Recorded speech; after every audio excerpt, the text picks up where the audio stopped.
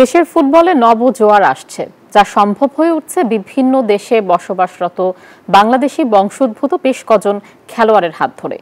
প্রশ্ন জেগেছে, তবে কি দেশে বেড়ে ওঠা ফুটবলারদের পথ আরও কঠিন হয়ে যাচ্ছে? বাফুফে অবশ্য দেশের সেরা ফুটবলারদের খুঁজে বের করতে চায়। এ লক্ষ্যে এ পর্যন্ত সারা দেশের 285টি একাডেমিকে নিবন্ধন দেওয়া হয়েছে।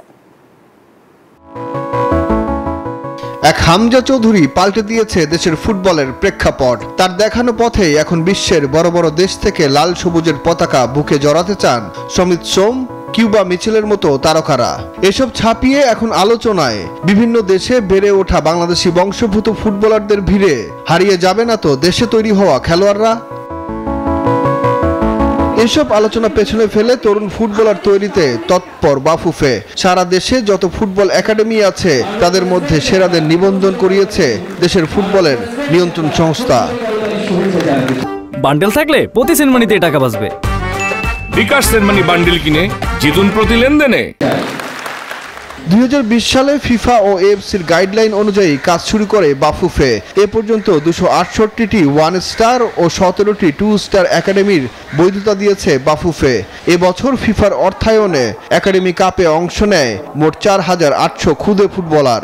সেখান থেকে 35 ফুটবলারকে বাফুফের এলিট একাডেমিতে নেওয়া হয়েছে উন্নত প্রশিক্ষণের জন্য।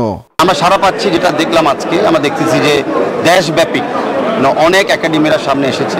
তার মানে পুরো দেশব্যাপী কিন্তু ফুটবলের একটা জোয়ার আমরা দেখতে পাচ্ছি। ফাইন্যান্সিয়াল বা হেল্পের একটা ডেফিনেশন থাকে।